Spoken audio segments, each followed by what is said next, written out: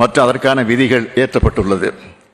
2011ஆம் ஆண்டின் மக்கள் தொகை கணக்கெடுப்பின்படி தமிழ்நாட்டில் பொது பிரிவினரின் கல்வி அறிவு 80.09 விழுக்காட்டிலும், ஆதிதிராவிடர் மற்றும் பழங்குடியின மக்களின் கல்வி அறிவு 73.26 விழுக்காட்டிலும் உள்ளது. கல்வி அறிவை உயர்த்தும் பொருட்டு இந்த துறையின் மொத்த நிதி ஒதுக்கீடு 3,924 கோடி ரூபாயில், கல்வி சார்ந்த திட்டங்களுக்காக மட்டும் 2,798 கோடி ரூபாயில், அதாவது சுமார் 71.31 விழுக்காடு நிதி ஒதுக்கீடு செய்யப்பட்டுள்ளது. வெளிநாட்டிற்கு சென்று உயர்கல்வி பெறும் திட்டத்திற்கான வருமான உச்சவரம்பு 2023ஆம் ஆண்டு முதல் 2 அடுக்குகளை கொண்டு திருத்தி அமைக்கப்பட்டுள்ளது.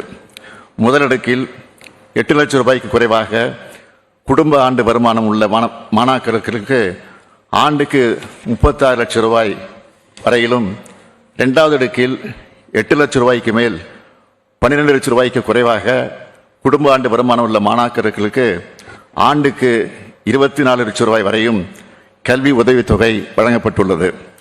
போஸ்ட் மெட்ரிக் கல்வி உதவித்தொகையின் கீழ் மாணவர்களுக்கு வழங்கப்படும் பராமரிப்பு உதவித்தொகை ஒன்றிய அரசு வழங்கும் உதவித்தொகைக்கு இணையாக மாநில அரசால் உயர்த்தப்பட்டுள்ளது. முழு நேர முனைவர் பட்ட படிப்புகளுக்கான கல்வி உதவித்தொகை மூலம் பயன்பெறும் மாணாக்கர் எண்ணிக்கை 1400 2024ஆம் ஆண்டில் 2000ஆக உயர்த்தப்பட்டுள்ளது. பழங்குடியின மக்கள் எளிதாக கல்வி பெறுவதற்கு அவர்களின் குடியிருப்புகளுக்கு அருகில் உணவு மற்றும் தங்கும் வசதிகளுடன் கூடிய 328 உண்டி உறைவிட பள்ளிகள் நடத்தப்பட்டு வருகின்றன. மேலும் ஒருங்கிணைந்த சமையற்கூடம், விடுதிகளில் கண்காணிப்பு கேமரா, பயோமெட்ரிக் வருகை பதிவுடன் கூடிய விடுதி மேலாண்மை அமைப்பு, மாணவர்களுக்கு நல்லோசை எனும் சிறப்பு திறன் மேம்பாட்டு பயிற்சி, பள்ளி மாணவர்களுக்கு கற்றல் இனிதே எனும் சிறப்பு கல்வி சார்ந்த பயிற்சியும் அளிக்கப்பட்டு வருகிறது. மேலும் நவீன வசதிகளுடன் கூடிய பொதுவான கருத்தரங்கு பயிற்சிகள் நடத்த 120 கிராம அறிவு மையங்கள் 117 கோடியே 27 லட்சம் ரூபாய் மதிப்பீட்டில் அமைக்கப்பட்டு வருகிறது. ஆதிதிராவிடர் மற்றும் பழங்குடியினரின் பொருளாதார மேம்பாடு, தொழில் முனைவோர் கடனுதவிகள், நிலம் மேம்பாடு மற்றும் இளைஞர்களுக்கான திறன் மேம்பாட்டு பயிற்சி வழங்குதல் போன்ற திட்டங்களை உள்ளடக்கி முதலமைச்சரின் ஆதிதிராவிடர் மற்றும் பழங்குடியினர் சமூக பொருளாதார மேம்பாட்டிற்கான தொழில் முனைவு திட்டம் உருவாக்கப்பட்டுள்ளது. இந்த திட்டத்தின் கீழ் தனிநபர் திட்ட மதிப்பீட்டில் 35 விழுக்காடு அல்லது அதிகபட்சமாக 3,50,000 ரூபாய், இதில் எது குறைவானதோ அந்த தொகை முன்விடுப்பு மானியமாக வழங்கப்படுகிறது. மேலும் வங்கியில் கடன் தவணை தொகையினை தவறாமல் திருப்பி செலுத்தக்கூடிய பயனாளிகளுக்கு 6 விழுக்காடு வட்டி மானியம் வழங்கப்படுகிறது. கடந்த 2 ஆண்டுகளில் இந்த திட்டத்தின் கீழ் 468 பயனாளிகளுக்கு 89 கோடியே 71 லட்சம் ரூபாய் மானியம் வழங்கப்பட்டுள்ளது. வேளாண் தொழிலாளர்களாக உள்ள ஆதிதிராவிட மகளிரை நில உடைமையாளர்களாக மாற்ற சமூக நிலை மற்றும் வாழ்வாதாரத்தினை மேம்படுத்தும் நோக்கில் நன்னிலம் என்னும் ஆதிதிராவிட மகளிருக்கான நிலம் வாங்கக்கூடிய திட்டம் உருவாக்கப்பட்டுள்ளது.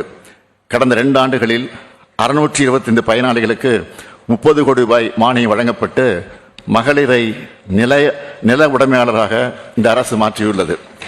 பெண்களின் வாழ்வாதாரத்தை மேம்படுத்தவும் வளர்ச்சிக்கான அடிப்படை வருமான ஈட்டு நடவடிக்கைகளை மேற்கொள்ளவும் தாட்கோ மூலம் வழங்கப்படும் மானியத்தை 2023ஆம் ஆண்டு முதல் 2,50,000 ரூபாயிலிருந்து 6 லட்சம் ரூபாயாக உயர்த்தப்பட்டு நடப்பாண்டில் 140 பயனாளிகளுக்கு 8 கோடியே 25 லட்சம் ரூபாய் மானியம் வழங்கப்பட்டுள்ளது.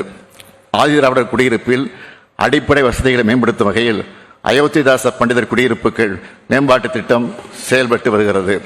2023-24ஆம் நிதி ஆண்டில் 200 கோடி ரூபாய் மதிப்பீட்டில் ஊரக மற்றும் நகராட்சி பகுதிகளில் 1690 உட்கட்டமைப்பு மேம்பாட்டு பணிகள் செய்து முடிக்கப்பட்டன.